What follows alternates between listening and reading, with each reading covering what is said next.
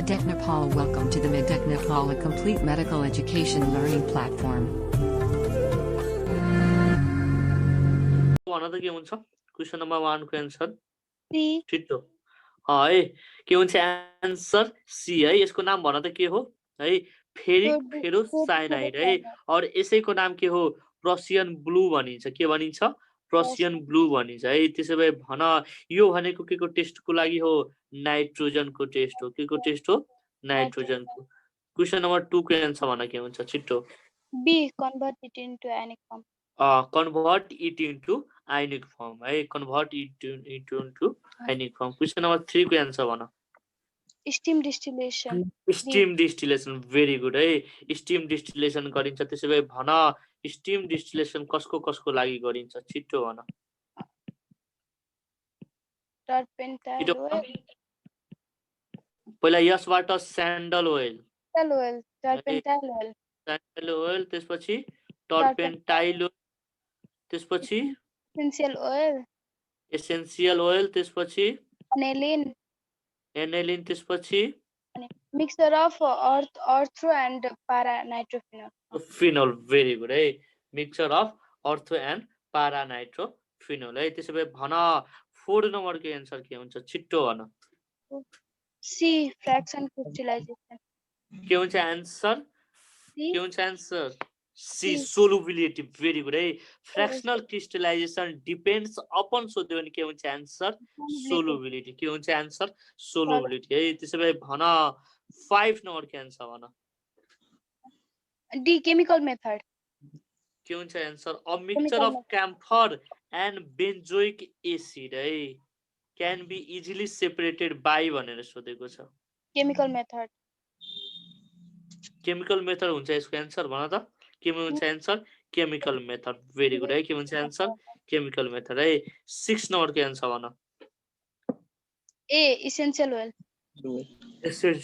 है 7 नम्बरको एन्सर भन के हुन्छ छिट्टो सी आर कन्स्ट्यान्ट बोइलिङ है एजियोट्रोपिक मिक्सचर भनेको यस्तो मिक्सचर हो जुनमा के हुन्छ constant definite position definite composition and constant boiling point हुन्छ है त्यसो एउटा कुरा मलाई बताऊ है water and alcohol can be separated by भनेर सोध्यो भने के हुन्छ आन्सर एजियोट्रोपिक डिस्टिलेसन के हुन्छ आन्सर एजियोट्रोपिक डिस्टिलेसन ठीक छ बुझिरहेछौ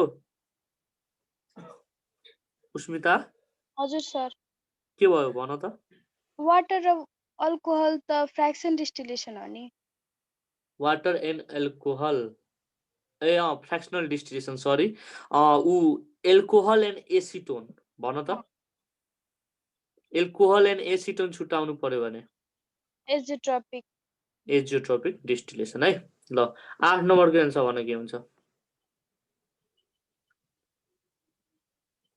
डी खै यो थाहा भएन डी है सुनाए त there are several criteria for purity of organic compound out of the following which is considered to be best भनेर है कलर नै हो है 8 को एन्सर के हुन्छ कलर हो कि मेल्टिङ पोइन्ट हो कि भन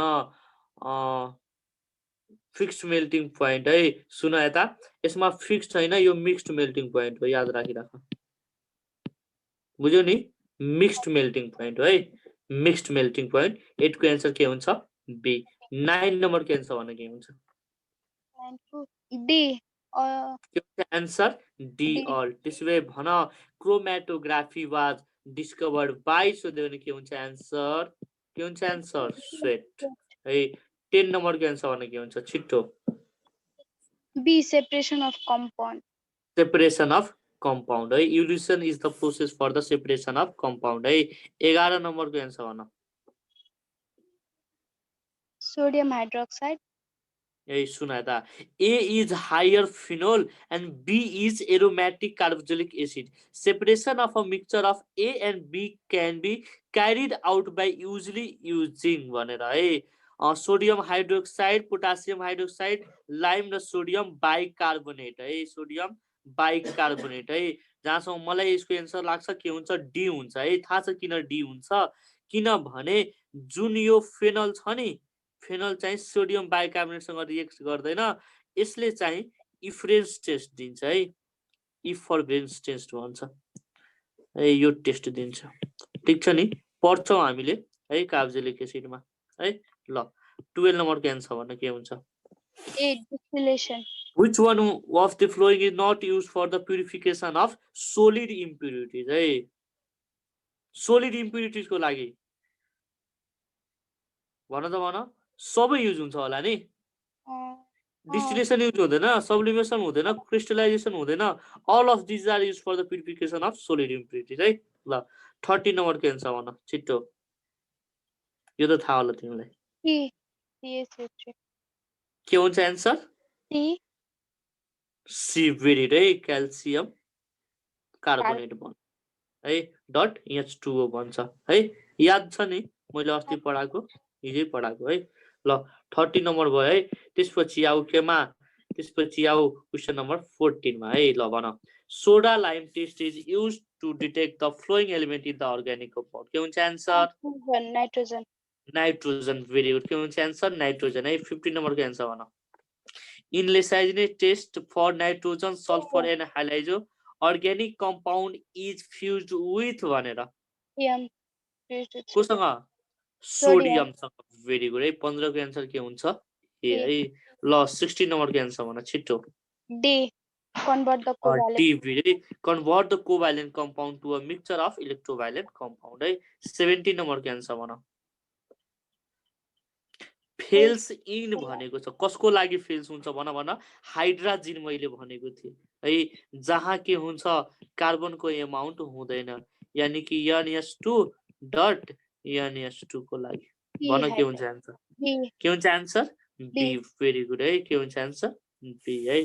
त्यसो भए भन 18 नम्बरको एन्सर के हुन्छ? A. Ferric ferrocyanide. Ferric ferrocyanide, यसले के भनिन्छ भन? प्रसियन ब्लू भनिन्छ है, प्रसियन ब्लू। और यसको कलर कस्तो हुन्छ भन? ग्रीन कलर यसो है। ल 19 नम्बरको एन्सर भन, C. Nitrogen and sulfur. Nitrogen and sulphur. Very good है, नाइट्रोजन एन्ड सल्फर है। ठीक छ नि है। के बन्छ भन त, के बन्छ? Sodium Sodium. थायो नाइट्रो फुर्साइड भन्छ है। याद आयो? नाइट्रो फ्लोराइड भन्छ है। बुझिरहेको छौ नि? ल 20 नम्बरको एन्सर भन, A. Ferric sulfocyanate. है। In Leysinus test, when both nitrogen and sulfur are present, blood red color is due to the formation of के हुन्छ एन्सर? फेरिक सल्फोसाइनाइड है, FeCnS3 है। याद आयो? हजुर सर। 20 को के हुन्छ एन्सर? ए हुन्छ है। 21 नम्बरको एन्सर भन छिट्टो। Carbon and answer carbon and hydrogen. Very good है। त्यसो भए मलाई भन, लाइभिक मिथड के कसको लागि हुन्छ? कार्बन एन्ड हाइड्रोजनको लागि। त्यसो भए भन, अक्सिजनको लागि कुन मेथड हुन्छ? एल्युइस मेथड। एल्युइस मेथड है। त्यसो भए त्यसपछि अर्को भनेको कार्बन र हाइड्रोजनको भयो। क्यारियस मेथड कसको लागि हुन्छ? Carius method phosphorus sulphur and halogen. Phosphorus sulphur and हेलोजनको लागि युज हुन्छ। बुझ्यो नि? फस्फोरस सल्फोरस एन्ड कसको लागि? हेलोजनको लागि युज हुन्छ। बुझिरहेछौ? केही नबुझेको छ भने सोध है। त्यसो भए भन, नाइट्रोजनको एस्टिमेसनको लागि कुन कुन मेथड युज हुन्छ? कुन कुन मेथड? डुमास अनि केल्डे। केजडला, केजडाल भन्छ है, केजडाल मेथड भन्छ है। त्यसो भए भन 22 नम्बरको एन्सर के हुन्छ? ए। के हुन्छ एन्सर 22 नम्बरको? छिट्टो भन है। For detection of sulphur in organic compound, sodium nitroprusside is added to the sodium extract of violet colour is obtained which is due to the formation of भन के हुन्छ एन्सर? सोडियम थायो सल्फो नाइट्रोफोर्साइड है। Sorry, sodium थायो नाइट्रोफोर्साइड है। ठीक छ नि है। 23 नम्बरको एन्सर भन। नानक सिंह समझ आ रही है? जी जी सर। ल है, के हुन्छ एन्सर 23 नम्बरको? बी। बी। भेरी गुड है। थाहा भएन भन्छौ उस्मिता, हिजै क्वेसन यो गरे हो हेर त। हिजो क्वेसन हामीले गरेका थियौँ यो क्वेसन है। क्वेसन चाहिँ अर्कै थियो है। ल म भनिदिन्छु कुन क्वेसन थियो है, एकछिन।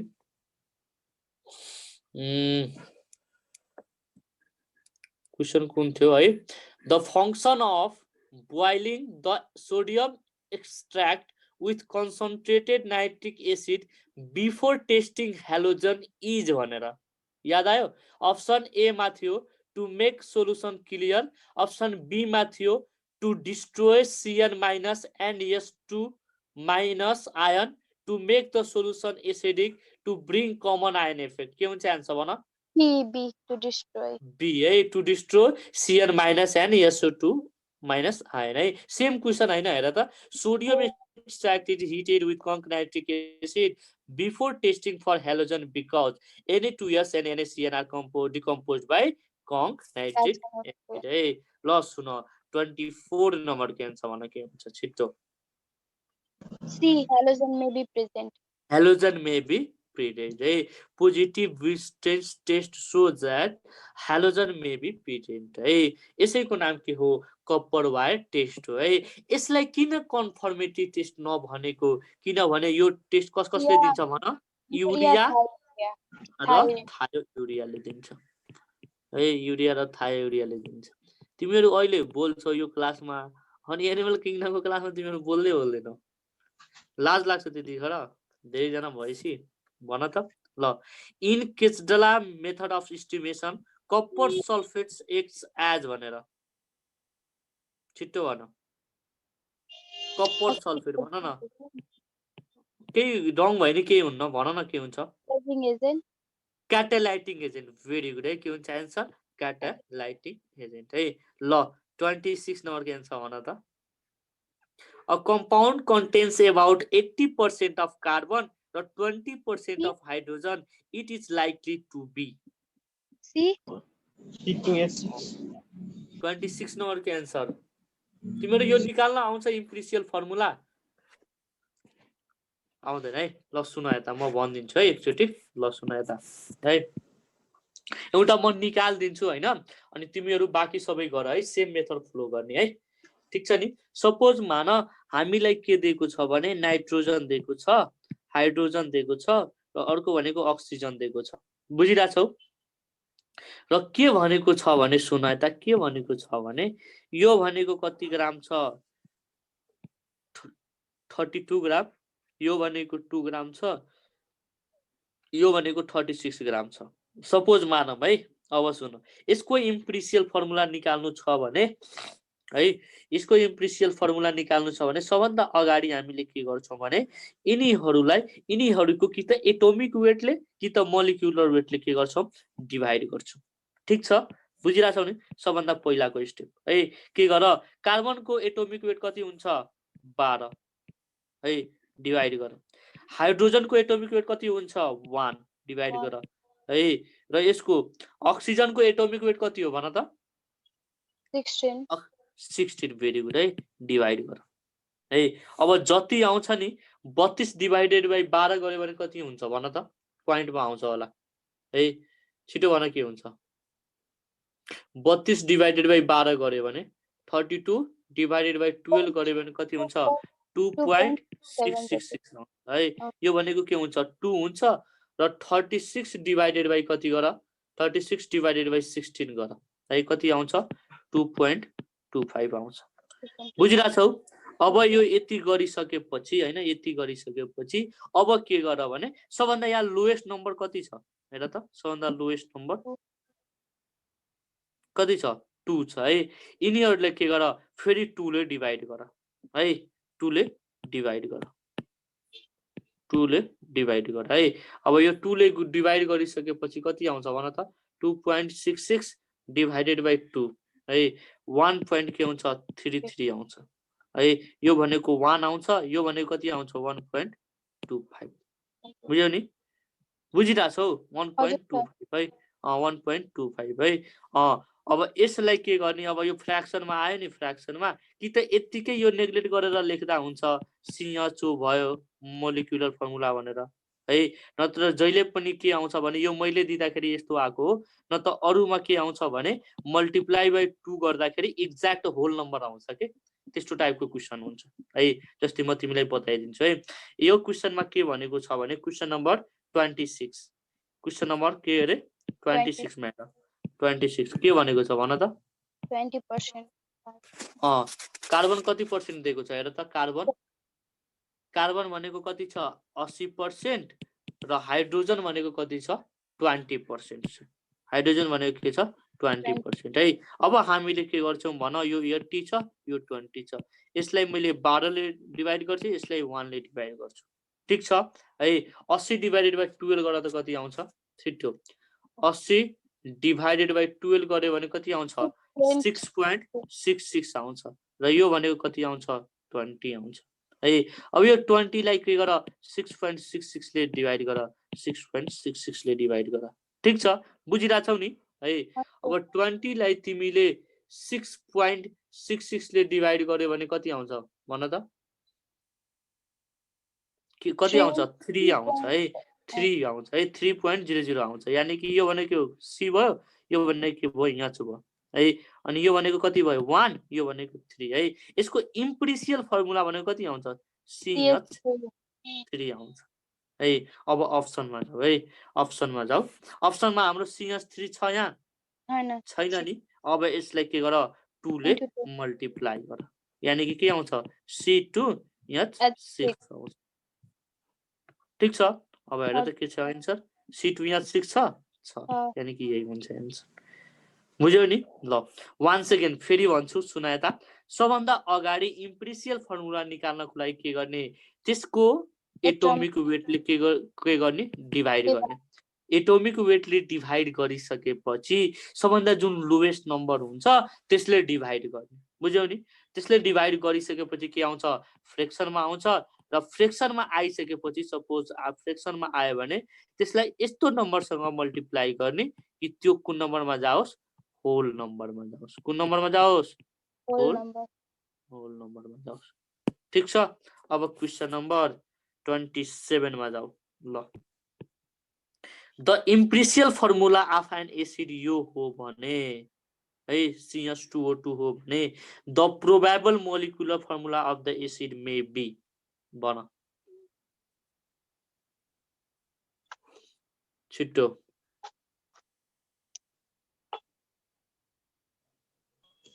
DG के हुन्छ आन्सर डी हुन्छ है. भेरी गुड है डी हुन्छ. उस्मिता झुक्यौ हेर त. यसलाई यदि तिमीले 2 ले मल्टिप्लाई गर्छौ भने के हुन्छ C2H4 अनि O4 हुन्छ. हेर त C2H4O4 कतै छ कतै पनि छैन के. यानी कि इम्पिरिकल फर्मुला नै के हुन्छ यहाँ मोलिकुलर फर्मुला हुन्छ.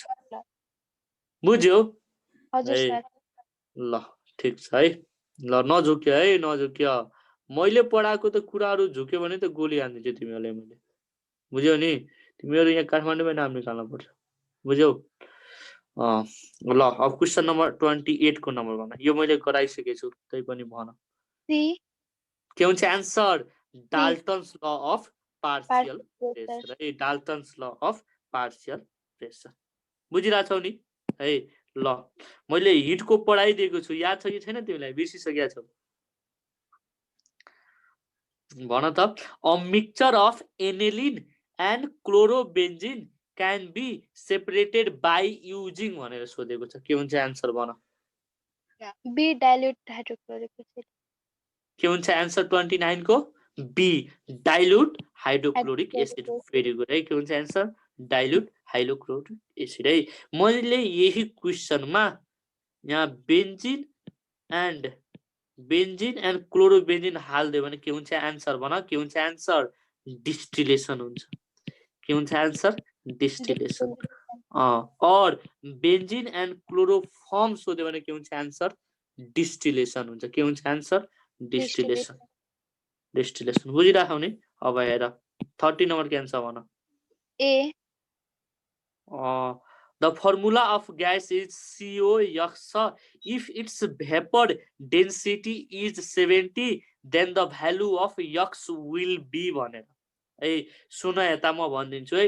मोलिकुलर वेट भनेको के हुन्छ 2 इन्टु के हुन्छ भेपर डेन्सिटी है.